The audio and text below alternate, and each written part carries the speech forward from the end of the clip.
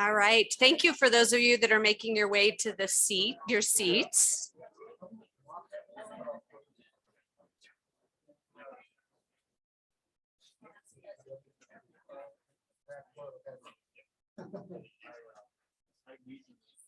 Excellent. Thank you. Welcome to everyone on behalf of Colorado Business Roundtable and CiviCO. My name is Jennifer Landers, and as the executive director of CiviCO, I'm excited to look out. I'm excited to be in person, but to see so many of you from the CiviCO community and the Colorado Business Roundtable community together for this event, a conversation with Governor Jared Polis to talk about how business and community can come together and learn more about his strategy for the state.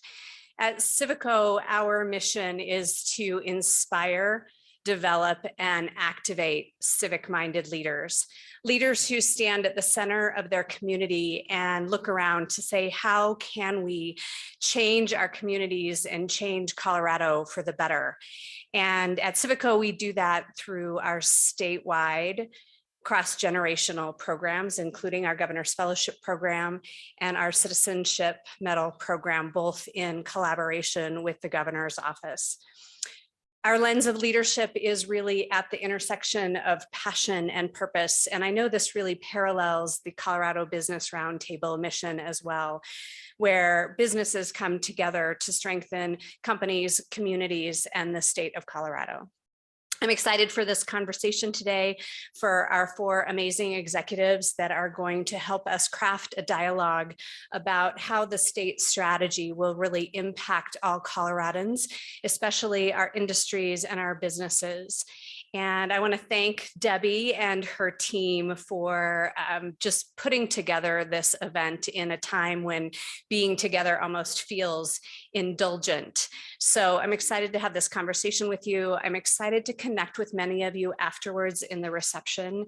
Our Governor's Fellowship Program that takes 30 experienced leaders, engages them in the biggest opportunities and issues in our state over a 9-month cohort is currently taking applications, and I hope to share that with you during the reception. But until then, I would like to bring up Debbie Brown, the president of Colorado Business Roundtable, to kick us off tonight and welcome, or today, and welcome our panelists. So thank you, Debbie. Thanks, Jennifer. Thank you. Thanks everyone for being here in person today. And I also want to welcome about 200 folks who are joining us through our live stream. They didn't know that the snow was over and it's beautiful and sunny here at the Museum of Nature and Science. George Sparks, are you in the room as well? Thanks, George, in the back, CEO of the Denver Museum of Nature and Science. Appreciate you hosting us today. And Jennifer, it's wonderful to partner with you once again on this joint event on such an important topic. A little bit about Colorado Business Roundtable. We're the state affiliate of the National Business Roundtable, which is a coalition of America's largest employers, about 250 of them. As the state affiliate, we work on issues that affect our partners here in Colorado, public policy issues, but also federally and nationally as well. I want to thank our covert partners that are in the room. If we can switch to that slide. We've got a great group of companies here in Colorado that we represent. About 100,000 Colorado employees, 3.2 million global employees. They represent about 13.5 billion in Colorado revenue annually and 1.3 trillion in global revenue. So if you're a covert partner, I want to thank you and thank you for helping us put on events like these. We like to talk about our partners, though. It's a little bit different than a business chamber. We actually call it the ABCG, Academia, Business, Community, and Government. And we're nonpartisan, but we are definitely aligned on one thing, that business is a force for good in our community. We talk about policy issues that are important to our partners. They fall into 3 main categories. One is tax and regulatory structure, about economic competitiveness. The second one is workforce, planning workforce for tomorrow. And third is infrastructure. We've been holding thought leader forums and recovery recommendations on these 3 topics for the last couple of years. And in fact, are creating a new policy series starting next week called The Great Reset, where we're going to start talking about workforce with our partners, Colorado Workforce Development Council. So speaking quickly about competitiveness, some of us with Colorado Business Roundtable had the opportunity to visit the Kingdom of Saudi Arabia this fall at the invitation of Ambassador Rima, who is the first woman ambassador from the Kingdom of Saudi Arabia to the United States. We were able to attend a global conference, talk about investment and trade, look into partnership opportunities, perhaps for our businesses to grow and thrive with new opportunities. And one of the biggest takeaways was the thought about competitiveness. In Saudi Arabia, they actually have a national competitiveness center where they talk about breaking down barriers for business, creating new opportunities for business so that their country can grow economically and diversify economically as well. So when we think about some of our partners and their interests, not only here in Colorado, we have state competition between the states that talk about competition, but a lot of the companies here today also represent global interests as well. We know when we talk about things like competitiveness, employers can choose where to go, they can choose where to stay, and they can choose where to grow. So in 2022, a couple of our key priorities are definitely doubling down on the message that business is a force for good. Businesses not only provide jobs and benefits, which during COVID time and during the recovery has been tough for some business sectors specifically, but they also provide products and services, tax revenue, and vital funding for Colorado charities. So a couple of the things we're going to do is work on an iHeart Media series about CEO Spotlight, which will spotlight key business sectors here in Colorado looking into 2022. We'll also be refreshing our Faces of Business initiative, which focuses on not only employers, but employees, business owners, entrepreneurs that help drive Colorado's economy. You might have remembered our focus on people like Michelle Smith from Elbert County, who not only works in the natural oil and gas sector, but has an organic farm as well. We also highlighted a woman named Habab, who was able to support herself and her children at Aero Electronics, and as she came to our country looking for an opportunity. So we'll be telling more of those stories, and we look forward to hearing yours and helping to amplify your voice as well. Before we bring up the governor and the panel as well, a couple thoughts from our partners on his State of the State address, particularly around tax policy and some of his pause on fees. We're excited to see some of that focus on affordability and helping businesses thrive in this new reset. Tax it and you'll get less of it, the old economic adage goes. This is true for other tax policies that take from productive enterprises. And if reducing taxes and fees or putting a pause is smart policy today, we'd love to collaborate and convene with the governor and other policymakers on what it would look like to make those changes permanent. Besides tax policy, you'll hear some other issues today in the conversation because Colorado has some challenges to meet. The $1 billion deficit in the Unemployment Insurance Trust Fund, affordable housing, crime, growing our talent pipeline. These are all going to be interesting questions that'll come up today. Lastly, wanted to make note some feedback that we received from another piece of the governor's State of the State address referencing the Marshall Fire. As you know, our community was impacted greatly, and there's going to be years of recovery for the folks that were impacted. The governor did mention that individuals and businesses have already donated to the tune of $20 million and growing. Companies like Ball Corp, JP Morgan, Boeing, Deloitte, AT&T, Cap Logistics, et cetera, stepped up, and as they should, because business is a force for good. Our board member, the CEO of ARC Thrift Stores, Lloyd Lewis, pulled together an email and pulled together more donations from small companies that could then be put to good work. Is that you, Lloyd? Appreciate all your effort on that. I also want to recognize, watch out, Lloyd will send you an email. He'll be passing out cards. I also want to recognize, I don't know if she's here, Karina Martin with A Precious Child. She might not be here. Karina, I don't know if you want to give me a wave. Karina is the CEO of A Precious Child, and she brought her heart and soul and infrastructure to help take a lot of that incredible money and then put it towards good use and those resources. Governor, you're in good timing. We're just about ready for you. So thank you. Here's what we know for sure. Coloradans have a collaborative spirit. The power of business is a force for good, and the power of free markets are critical to all aspects of our economic reset. I look forward to the conversation today and more to come, because the chance to collaborate and bring business to the table will be important to all of us as we look ahead to Colorado's recovery. And so with that, the governor had perfect timing. So we'll introduce Governor Polis first, and then we'll bring up the panelists to join you on stage after your remarks. So that would be great. Everyone, help me welcome Governor Polis. He's going to deliver some brief remarks, then we'll conclude with our panel and have some time for moderated questions. Governor Polis is an entrepreneur, education leader, and public servant. After launching several successful companies, and I think that's part of the reason why he values the voice of the business community so much, he committed himself to making sure other Coloradans had the opportunity to pursue their dreams through founding schools for at-risk students and new immigrants, and started nonprofits to help veterans. Please give a warm welcome for Governor Jared Polis.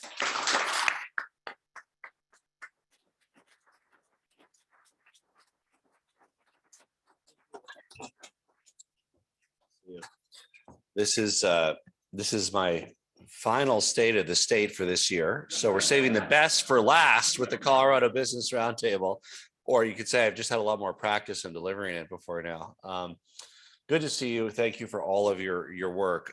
You know, this, what the state of the state is the formal part of it, the address to the state legislature, really an opportunity to present my vision for our beloved state. And then, of course, to share that with the broader community as the legislature begins work on items that affect you and me and your members and really every Coloradan.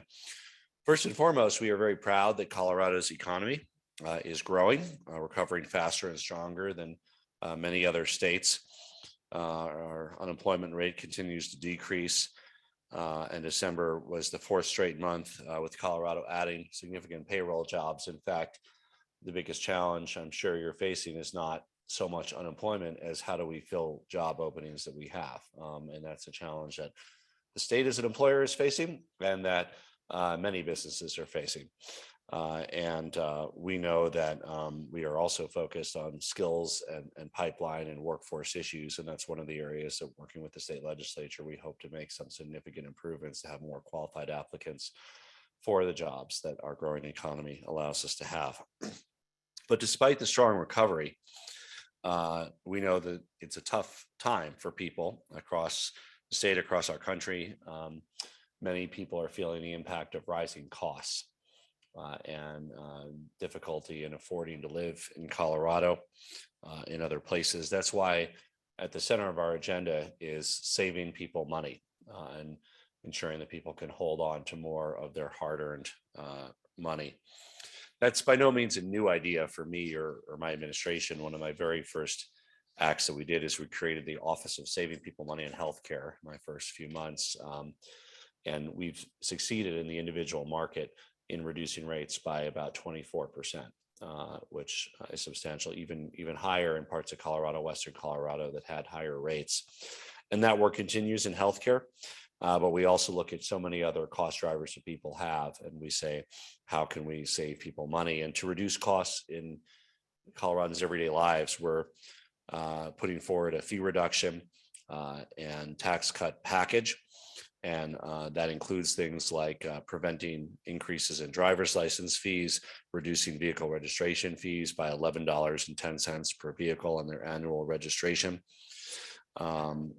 And because our revenues are strong, families will be getting a tax refund of $74 on average this year. Next year, that will be going up to $440 average refund per family, along with another income tax rate cut of 1.1%, cutting taxes by another 1.1%. Many of you know that I'm an entrepreneur, having started several of my own businesses, and we also want to continue to foster Colorado's entrepreneurial spirit. So another one of our ideas is to make it free to start a business in Colorado. So no fees to incorporate or at the Secretary of State's office. And, you know, that's not a lot of money for those who have incorporated. It might be $75 or $100. But you know what? If you only have $500 to start your business, that's a lot of money. That might be 20% of your capital just on paperwork. So let's make it free to start a business for anyone in Colorado. And we also know that with the one-time draw on the unemployment trust fund in the pandemic, one of the areas we want to work with the business community on is our proposal is to infuse $600 million in the unemployment insurance relief fund to prevent costly payroll tax increases in the future. This historic investment will help alleviate the pressure that many businesses face and prevent automatic payroll tax increases from occurring if we can shore up the UI trust fund. This is something that is important. In March of 2020, the Unemployment Trust Fund had $1.1 billion. It was fully depleted by August 18th of 2020. And to date, we borrowed more than $1 billion to continue paying UI benefits. We're not unique every state. This happened in every single state. In many states, some have already acted to shore it up with some of the relief funds that they got. Others are in that process as we are. Some might make businesses and workers pay the price. I don't know, but we don't want to be one of those states. We want to make sure that we shore that up so that it's not restored to solvency on the backs of our businesses and workers. And with ARPA dollars, American Rescue Act money, with one-time funding, we have the opportunity to rebuild that trust fund, and we should take advantage of that. We're also committed to additional payroll tax relief around the paid family and medical leave premium relief program. We would want to delay any costs of that to be closer to when the benefits of it kick in, so we can prepay from the state the first 6 months of that and avoid and delay that payroll tax from going in. That's just a glimpse of some of the many things that we're working on. I'm particularly excited that while we're delivering these savings and tax cuts, we're also making a historic investment in education. We are increasing funding for our schools by about 9%. For a class of 25 kids, that's an increase of about $13,000 for a class of 25 kids. And so we, our local districts, of course, we have a local control state. They decide how best to invest the money, but that can mean things like better teacher salaries, smaller class size, restoring programs that might have been cut, like the arts in our schools. Really a substantial investment, along with the pathway to maintain that investment over the next few years. Nobody can really figure out a 10-year budget, but at least for the next 3-4 years, we want to make sure that this increase in our schools can be maintained.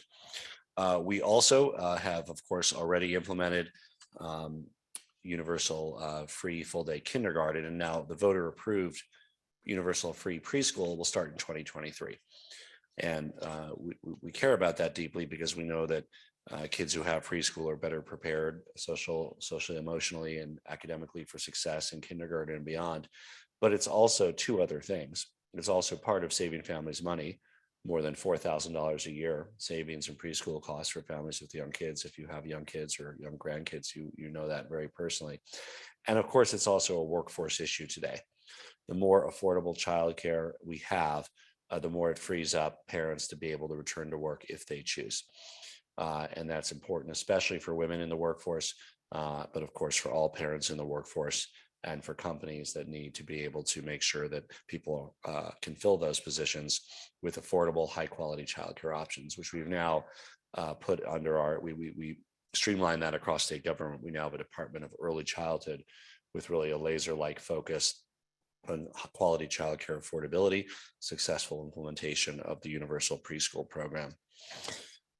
We're also looking to invest in Coloradans that are seeking to upskill or reskill with in-demand credentials at our community and technical colleges.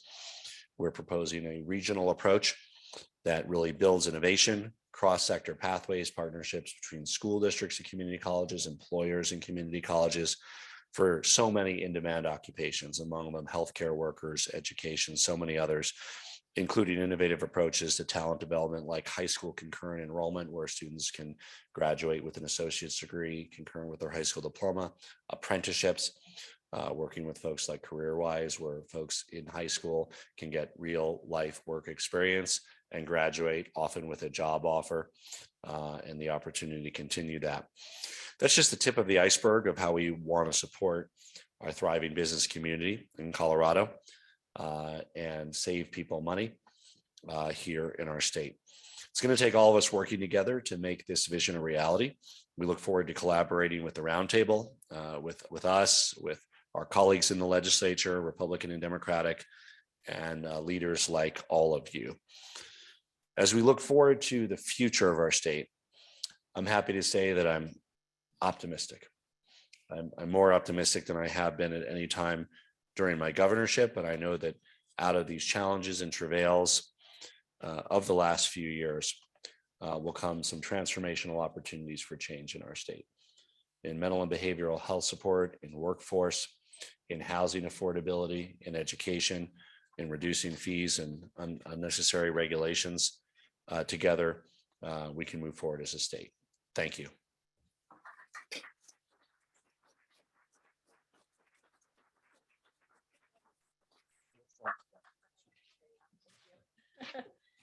Thank you, Governor. We didn't hear any Taylor Swift references this time.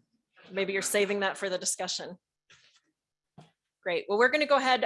We used to have this event where it was the governor and a moderator. And again, these follow-up questions that really, I think we're the only organization that has this kind of fun, interactive time regarding the policy priorities. And last year we tried something different, which we're going to do again today. I'm not actually going to be the moderator. I'm going to bring up the CEOs and the executives that will be asking those follow-up questions. I'm just here as the timekeeper because the governor has to get to another event after ours. So I'd love to welcome to the stage first Bhavna Chhabra. She's the Senior Director of Engineering and Google Boulder Site Lead. Bhavna first joined Google in 2016 as an engineering manager and eventually became the director of Google's payment team. Prior to joining Google, she worked as Senior Engineering Director at Qualcomm. She was born and raised in New Delhi, India, and Dubai, United Arab Emirates, but she earned her degree from the University of Colorado. Welcome, Bhavna. Next, we have Alice Jackson, the president of Xcel Energy Colorado. Previously, Jackson was Area Vice President of Strategic Revenue Initiatives, leading the company's revenue growth strategy. From 2013 to 2016, she was Regional Vice President, Rates and Regulatory Affairs, Xcel Energy Colorado. She has a wealth of experience in managing government and stakeholder relations, as well as developing innovative products and services for customers, gained over a 20-year career in the energy industry. Welcome, Alice. Next, I'd like to welcome Chris Schmidt. He's the managing partner for the Denver Deloitte office. As managing partner, Schmidt is responsible for driving client and business growth, facilitating teams across Deloitte businesses, and further enhancing strategic positioning in the Denver market. Over his 25-year career with Deloitte, he has seen the Colorado practice grow from 200 professionals to more than 2,000 professionals across 4 offices in Colorado. Chris is also the new board chair for Colorado Business Roundtable. So welcome, Chris.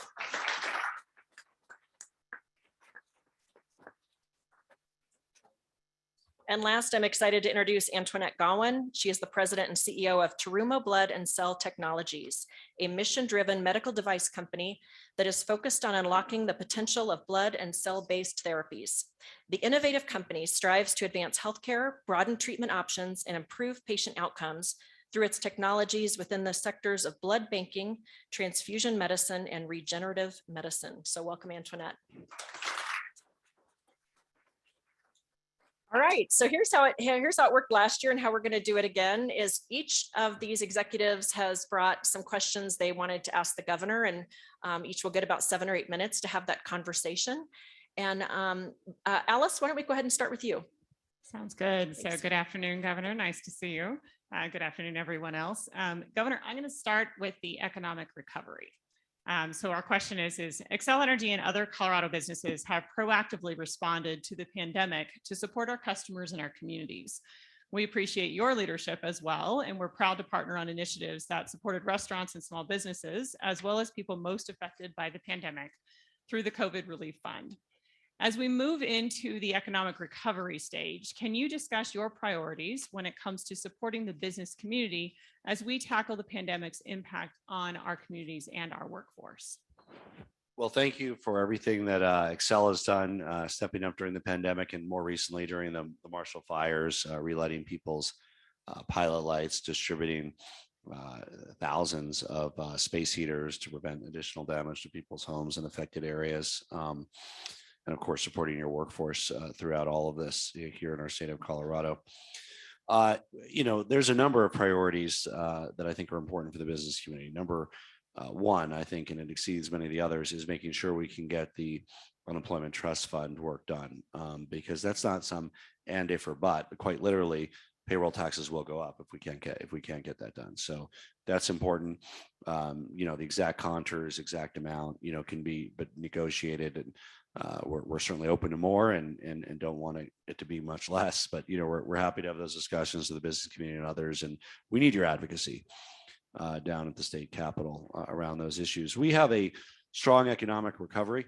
I think the biggest area where public policy can help is on the workforce issues. And the good news is that we have those very much a central focus on that. One of the areas that we, in working with our Democratic and Republican leadership, identified as one of the top areas to invest some of the one-time funds we have, American Rescue Act, but also state one-time funds we have from our stronger than expected economic performance, is about $200 million that we'll be looking at in workforce. And that's the whole continuum from some of the things we talked about, dual and concurrent enrollment and training in high school, community colleges, focus in sectors that we know we need to grow in Colorado, and how we can make sure to grow talent to support people's careers and fill important positions that are open in many of your businesses.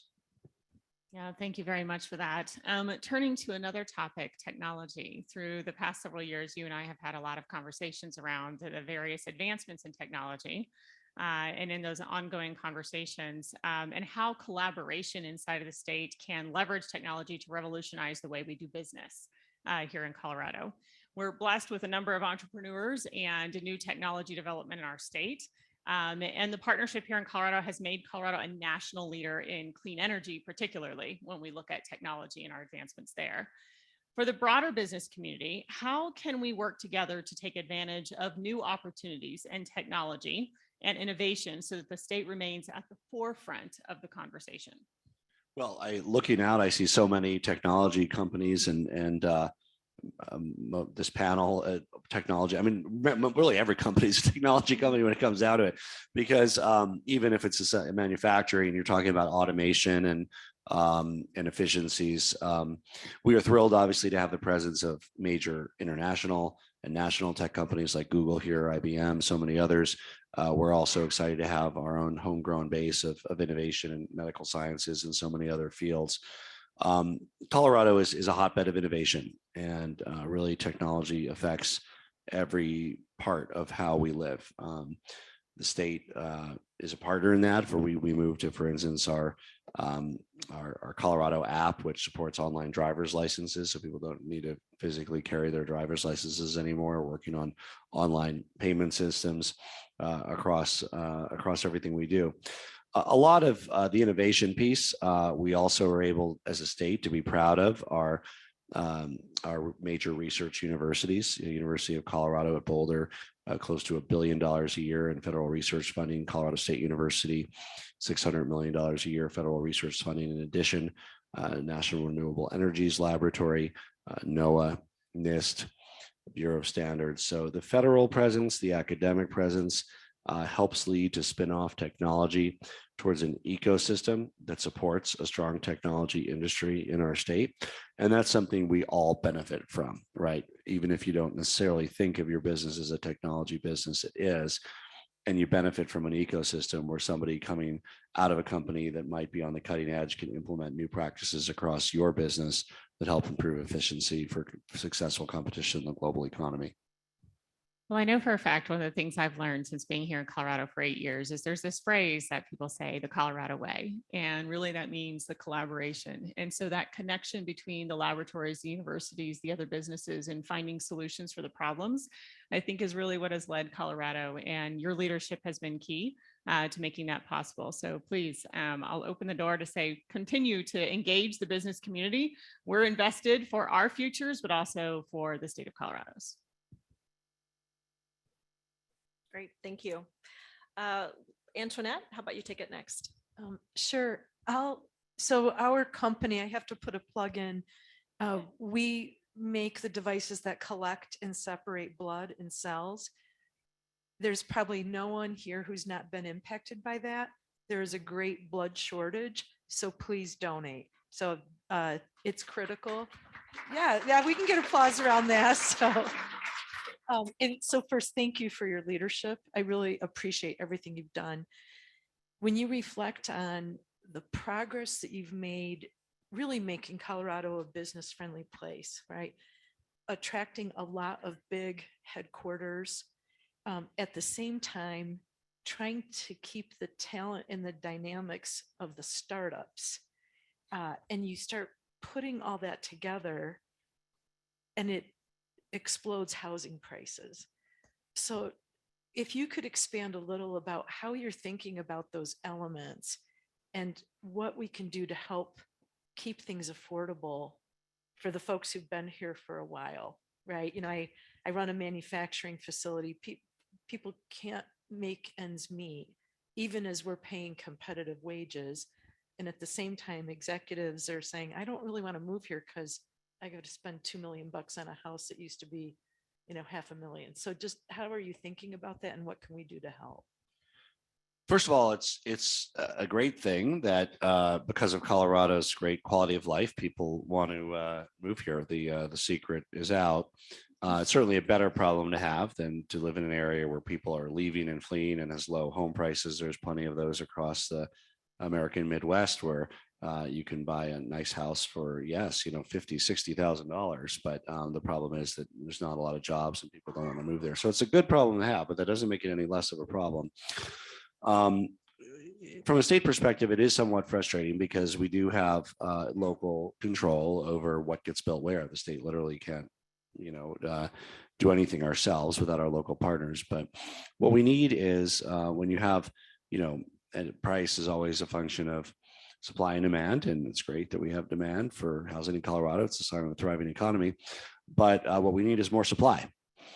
And that's what our approach has been, is to incentivize with sort of a carrot approach and perhaps carrot and stick approach, some of the land usage and zoning that allows for more housing to be built at the local level. So that includes matching funds for more density, especially along transit corridors, because as we watch towards more development, we also don't want to have more traffic, for instance, in areas that can't support that. Our historic bipartisan infrastructure bill will help, but again, it can't all be without additional liability on the road front spread out. So we need to think about how in a sustainable way we can create more housing opportunities, middle income, especially really in areas close to where jobs are. And that is another area that the state will be looking at, using some of our one-time funds as a catalyst. So not just using, in this case, it's about $500 million. We're not just building $500 million of housing, because while that sounds like a lot of money, it's actually a drop in the bucket with regard to housing. It's how can we leverage the 500 million, did I say 500,000, I meant 500 million, 500 million, how can we leverage that for the types of zoning reforms and public-private partnerships that can lead to billions of dollars of additional supply of housing. Well, thank you. And let me switch to education a bit. I appreciate the passion and all the work that's been done around early stage education. How are you thinking about the later stages as people get out of high school, college, and ensuring we still have that, almost the vocational base, if you will, in addition to the Google engineers and a lot of sophisticated folks? There's a middle ground there. So, you know, and Google is really envy of many of us in implementing skills-based hiring. They really, for many of their positions, they don't look at your degree. They look at whether you're a good coder, which and there's amazing coders who might not have even gone to a college, right? So that's very much the future. How can we align these amazing opportunities that exist in Colorado to kind of the skills that people can get formally or informally? High school, community college, and yes, some students will of course be going on to the four-year universities, and how do we align the experience and the skills they get there to the actual needs of the workforce? But it's a lot more than that. So we see great programs at high schools across the state in diverse areas of our economy, healthcare, you know, coding. Today I was speaking with some law enforcement professionals, police and sheriff deputies. We talked about how there's a lot of interest in getting skills for students who might be entering law enforcement positions in high school and trying to pilot that across some of our high schools. We already have junior ROTC, Civil Air Patrol, not directly related to law enforcement, but in adjacent spaces. So it's about, it used to be kind of about, high school diploma. I think now it's really about, high school diploma plus, like, yeah, the diploma, but more importantly, what skills are you able to get and document and show that you're able to do? And if there's more that are needed to support your career, how do you get those in a way that may not look like a 4-year, experience at a university, but might be a 12-week academy, might be a year at a community college, whatever it is to bridge that gap. So last question, what are you the most excited about for 2022? Well, we knock on wood, we'd say the end of the pandemic, right? Right, we're all ready for that one. You never know. I would say, in one thing, sort of professionally and working with the legislature, we in Colorado, because of Tabor and our budget, we never really have like money to invest in things. So right now we have enormous amounts of one-time money. I mean, it's not ongoing money. I can't support a program that, is every year for 10 years, but over the next year or two, we can make transformational change, and mostly in areas that involve capital development, infrastructure, roads, housing being one of those, a prominent one. We can make an impact, behavioral health being one of those, meaning drug and alcohol treatment facilities, right? Things like that, that normally you can put on paper and maybe over a decade figure out how to fund, but we can actually make them happen now. Yeah. Thank you. Great, thank you. Chris? Sure. So making the state government more efficient and saving Coloradoans money has been a huge priority of yours. I realize in your remarks, you talked a lot about those things, but anything else you'd like to highlight in more detail for 2022 around those two topics? Well, as an example, many of you are also going through kind of what the post-pandemic kind of in-office workforce looks like how much telecommuting will you have and how much office space will you need. So the state, we employ about 31,000 people. So we were at like less than 1% telecommuting before the pandemic. Like many of you, we went up to about 70%. We had people that come in every day, right? Just clearing snowplow operators and building roads and all of that. But we were at about 30%. Now it's hard to say exactly where we're at. We're probably at about 30-40% telecommuting. But the important thing is that we think our optimal place to be is about 20%. Which means that we're going to decrease state office square footage by over 1 million square feet over the next 3 years because of the implementation of hotel offices, people coming in a day a week, positions that can permanently be telecommuting. We expect that to be about 20% of our workforce for delivering better value, reducing costs, and also the benefits around employee morale and retention. So we are going through kind of similar process that I'm sure many of you are as large employers. There's huge value in getting together, the water cooler talk and in-person meetings. But there's also value in being able to say, you know what, you can live in Avon and come in 2 days a week and telecommute in terms of employee morale and retention and productivity. So we're as an employer navigating that just as other employers are, but it will lead to over $1 million, 1 million square feet, more than $1 million in savings. We all know the cost per square foot, but over 1 million square foot reduction in the state office footprint. That's rolled on over 3 years because we have leases and so forth to manage as well. Exciting. Great to hear some of the things you guys are doing at the state to save us money. So transitioning a little bit, homelessness, obviously a big topic. So what are your thoughts and any plans surrounding the homelessness that we have here in the state and the impact? Yeah, it's a big problem. You don't need to be told that. You see that, especially if you live in Denver, Aurora, or even Boulder, where I live. The challenge that we face as a state is it's really up to each city exactly what they do. I mean, we don't have any jurisdiction or ability on that. Where we look at the gaps and where we want to fill in with one-time funding is clearly we need to do better around providing drug and alcohol treatment facilities for people, which is between drug and alcohol abuse and mental health issues. That's the vast majority of the homeless issue right there. So we can increase our ability on both of those. Specifically, we are talking to Aurora, Arapahoe County around adopting a state-owned facility that we had used for juvenile delinquents. A beautiful campus just east of Aurora. very heavily underutilized. It's like 400 acres, and I think we had like 35 kids there, if you can believe it.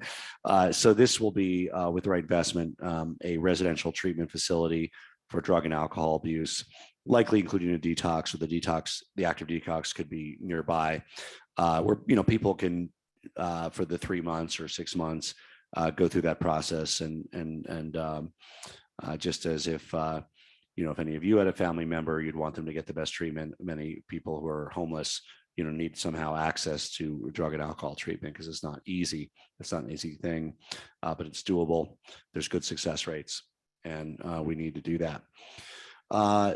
It's also about supportive housing, meaning often if people need a whole suite of sort of social services to be able to stay and get a job and work and support themselves, and that it means also addressing any mental health issues that they have.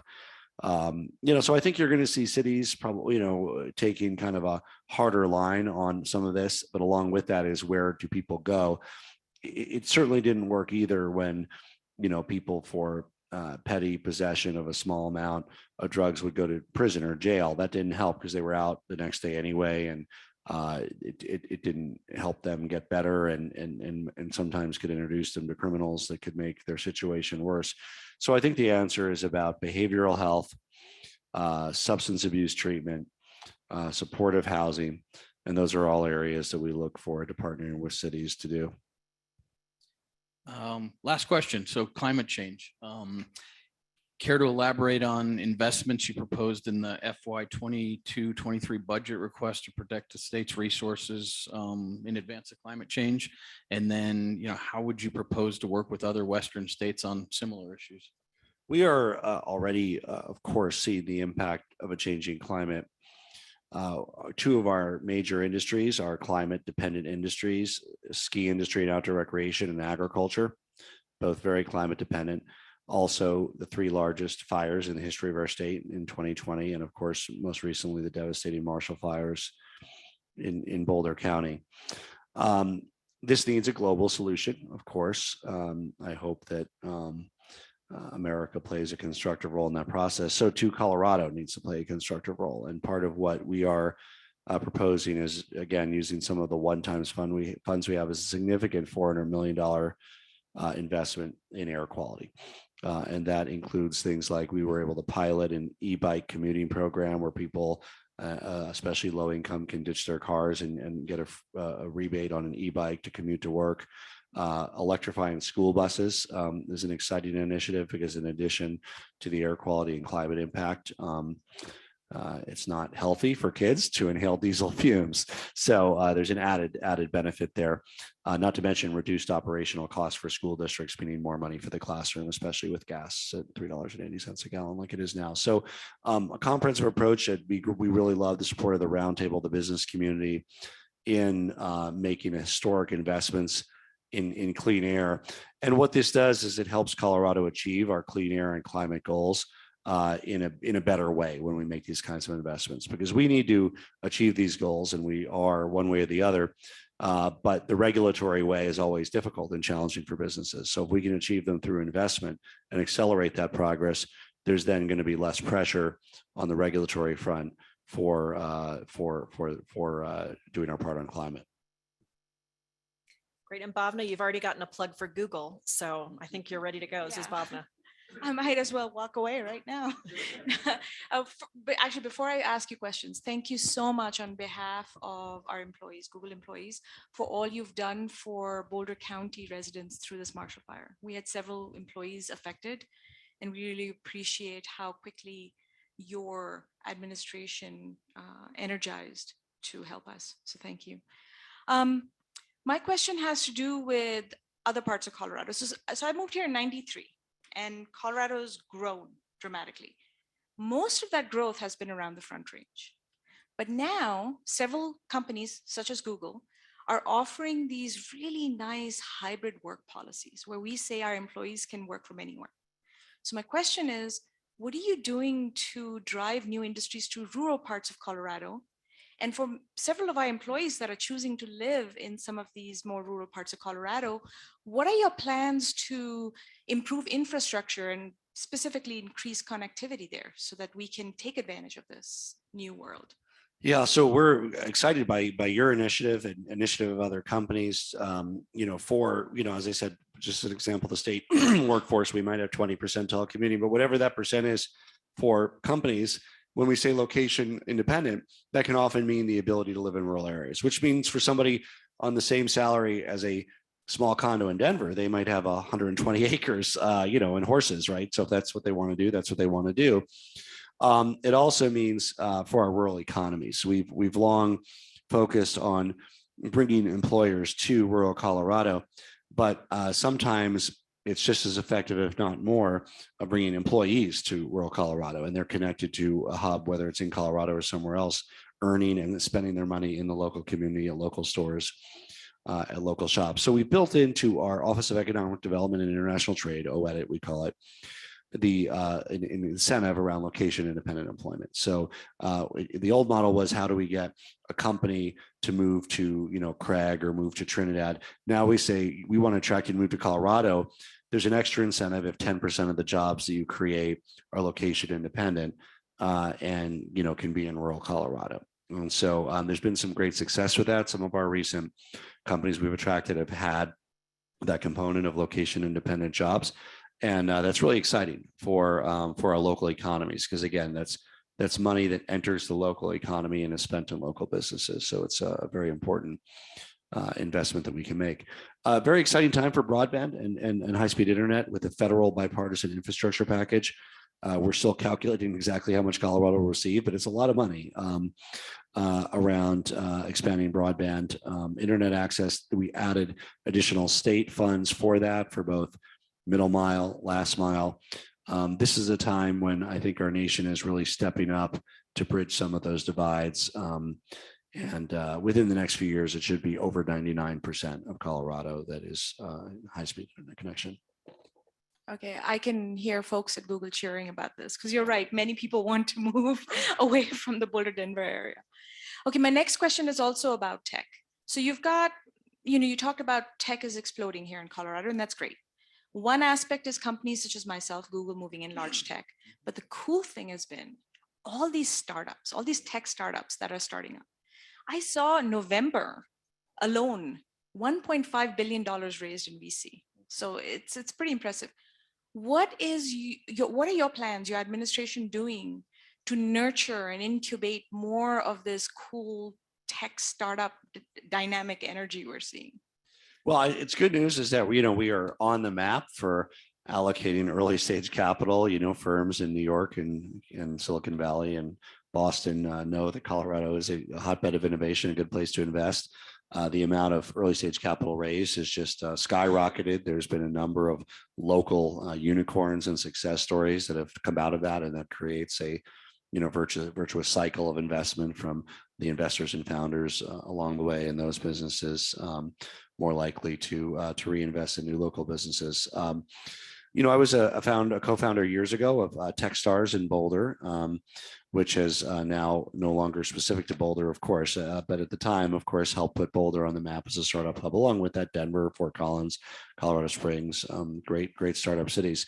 So I think being on the map is key. Having rules and laws that are favorable to capital formation, which we do, low tax rate, especially compared to other destinations of capital like California and New York. And we also have our very own support through State Venture Capital Authority and looking at how we can catalyze that to get more funds based here. I think that's one of our weaker areas. There's not as many funds that are based in Colorado. A few. However, when a fund is based in a community, they're often more likely to find portfolio companies and work with companies in that community. So while I think we are on the map and as a destination for capital, it would be nice to play more of a guiding role in some of those capital decisions across the continuum of private equity from early stage to mid stage here in Colorado. All right, last question if I have time. Okay, awesome. Workforce development. So there was that discussion. I was listening intently about workforce development, and you're a huge advocate of. You talked about partnering with community colleges and so on. What do you think the role of certificate programs place? So for instance, Google, we offer, and other tech companies do too, these technical certificate programs. How do you see those panning out in the next 10 years for your plans? Well, I'm very bullish on that. I think that's exactly what benefits both the worker and it benefits the hiring authorities in the companies, because the worker very tangibly can say, look, if I get this, or if I can master this or that skill, it opens the door to this type of career for me. And, you know, rather than, let's say, go back to a university or something that might not fit your lifestyle or might be too costly in time or money, this is something I can do, you know, in as short a period of time as possible to be able to master the skill. And maybe I already know 3/4 of it because of my work, and I just have a gap that I need to fill. From the employer's perspective, also terrific, right? Because it opens up additional opportunities to find the workforce that we need to power our economy. Also, as long as these credentials are clear in what they indicate, it's in many ways, a clearer sign to employers that yes, this person can do this. Yes, this person can do this. You know, a liberal arts degree at university doesn't really say that much about what a person can and can't do, other than they survive the college experience, as many of us have. But very specifically, when they can matriculate and demonstrate competency in certain key areas, that's what the employer is looking for. Great. Did you have Thank a you. follow-up? No, Okay. I'm so tempted to ask about Taylor Swift, but I won't. Governor, do you have any last remarks you'd want to make before we wrap up the program? We appreciate your time and your your willingness to come and have a conversation with us. No, thank you, everybody. The Colorado Business Roundtable is a key partner. So on all of these issues that we talked about, it's not something that a governor can do alone, or that the business community can do alone. We need to work together to make it happen, which means building the legislative will, state legislature, but even beyond that, for instance, and money that goes out to county workforce centers. How do you get involved? Some of you might be on your county workforce boards. If you're not, consider doing that, because there's resources that we distribute down to the local level to actually forge these partnerships, which are an important part of making Colorado work and moving Colorado forward. Great, thank you so much. We've got a couple closing remarks from one of our board members. I want to ask him to start heading towards the stage now, and then we'll be following up with a reception that you're welcome to join us at just right outside.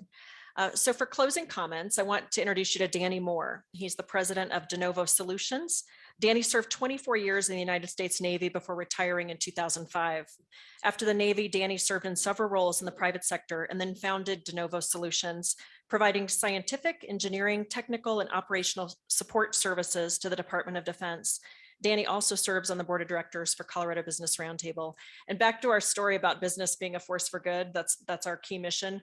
I think I just was on LinkedIn and Danny was working really hard to get a veteran a job through his connections on LinkedIn. And I thought that was very heartwarming.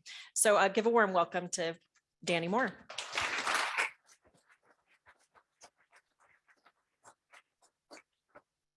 Thank you. Governor Polis, thank you so much for joining us today for the 2022 State of the State event. And thank you to CiviCO for your continued partnership with the Colorado Business Roundtable. And thank you to all of our event sponsors. Finally, I want to say thank you to the private sector executives who are leaning in and providing a private sector voice. Here's what we know for sure. It is time, in this time of economic recovery, coming together to have a conversation and collaboration is needed more than ever. Many of you may not know me, so let me take a moment to introduce myself. As Debbie mentioned, I'm Danny Moore. I'm a member of the Executive Council and the Board of Directors for the Colorado Business Roundtable. I did spend 24 years in the Navy, and more importantly, I've spent 27 years right here in Colorado. I am passionate about business and my community. I like to say that I'm an unremarkable person who's had a remarkable life. You see, I'm living the American dream. I started De Novo Solutions, an aerospace and defense company, right here in Colorado, some 10 years ago. In 2016, we acquired a company called Thornberry Consulting and now operate both companies. We employ families across 5 states and 2 countries. I did all of this very, very late in life. I don't recommend that, by the way. There was no program, no one I could identify with to help me along, no loan from the bank, no friends, no family to support me. There was only opportunity. I share this story with you because the point of importance is opportunity. What we heard today from each of our guest speakers and the governor was about opportunity. My business thrives because of hard work, but it exists because of opportunity. I saw the need to build capacity, to build systems and software solutions. Other companies are starting today because Colorado has a vibrant and dynamic economy, which provides them with the opportunity. Opportunity is no guarantee for success. Opportunity is a chance to try. We should never forget the importance and the reason why our economy must continue to grow. So why am I involved in the Colorado Business Roundtable? Well, Elon Musk once said, when something is important enough, you do it even if the odds are not in your favor. That is why I'm involved at the Colorado Business Roundtable. While business is being seen as the enemy, our country is becoming more and more divided. The Colorado Business Roundtable sought to work with business, nonprofits, and elected leaders to collaborate on the issues that matter to most. Should I go back to that quote? That is not an easy challenge to take on. The Colorado Business Roundtable represents businesses in all four corners of our state. We work public policy issues that affect members of Colorado, nationally and internationally. But what I love most about being a member of the Colorado Business Roundtable is that we unapologetically tell the story as business as a force for good in our communities. I like to say business is how we grow our communities. Business is how we fund our community, grow and support our vital nonprofits. As a board member of the Colorado Business Roundtable, I invite you to join us. We're a coalition of 50 CEOs and executives from business, academia, government, and nonprofit. All are mission aligned that business is a force for good in our community. I want to take a moment to recognize my fellow board members. If any of you are here today, please stand to be recognized.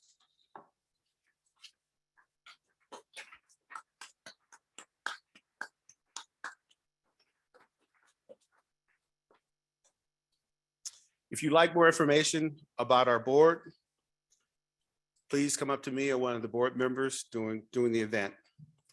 I will end where I began by thanking all involved today. Thank you again, Governor Polis, CiviCO, and our CEOs for joining the conversation today. This concludes our event.